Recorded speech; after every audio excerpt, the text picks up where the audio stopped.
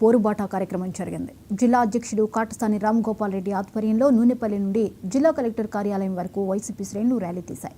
ఈ కార్యక్రమంలో మాజీ ఎంపీ పోచా బ్రహ్మానందరెడ్డి, మాజీ ఎమ్మెల్యేలు శిల్పారవి, గంగుల నాని, శిల్పా చక్రపాణి, కాటసాని రామిరెడ్డి, నందికొట్కూరు ఇన్ఛార్జ్ ధారా సుధీర్ పాల్గొన్నారు. కూటమి ప్రభుత్వం విద్యార్థులు, నిరుద్యోగులకు ఇచ్చిన హామీలు నెరవేర్చలేదు, యువతను అబద్దాలు చెప్పి మోసం చేసిందని కాటసాని రామ్ భూపాల్ రెడ్డి ఆరోపించారు. కూటమి ప్రభుత్వం పెండింగ్ ఉన్న ఫీజు రియంబర్స్మెంట్ను వెంటనే విడుదల చేయాలని, కొత్త మెడికల్ కాలేజీల ప్రైవేటీకరణను ఉపసంహరించుకోవాలని వైసీపీ శ్రేణులు డిమాండ్ చేశాయి.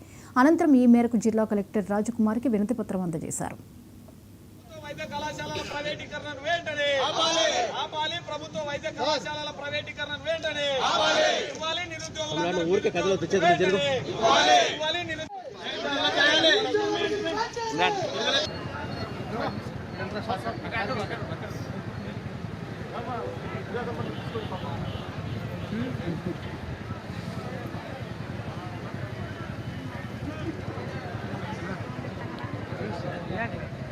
మన నిరంజన్కి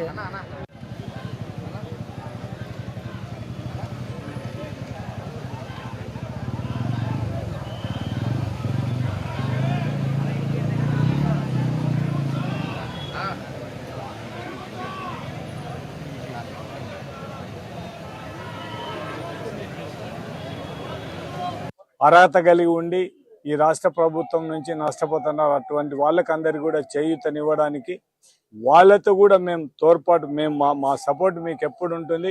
వైఎస్ఆర్సీపీ పార్టీ, మా నాయకుడు జగన్మోహన్ రెడ్డి ఎప్పుడు కూడా మీకు అండగా ఉంటాం. మీకు అన్ని విధాల మీకు మేము సపోర్ట్ చేస్తాము. మీకోసం మేము ఫైట్ చేయడానికి సిద్ధంగా ఉన్నామనే ఉద్దేశంతోనే ఈరోజు ఫీజు పోరుబాట ఈరోజు మనం ఈ ర్యాలీతో వచ్చి కలెక్టర్కి ఇవ్వడం. దాంతో జగనన్న ఉన్నప్పుడు 17 మెడికల్ కాలేజీలు శాంక్షన్ చేసి ఆ రోజు 5 మెడికల్ కాలేజీలు పూర్తి చేసి ఈ రోజు కూడా కాలేజీలు రన్ అయ్యే పరిస్థితి.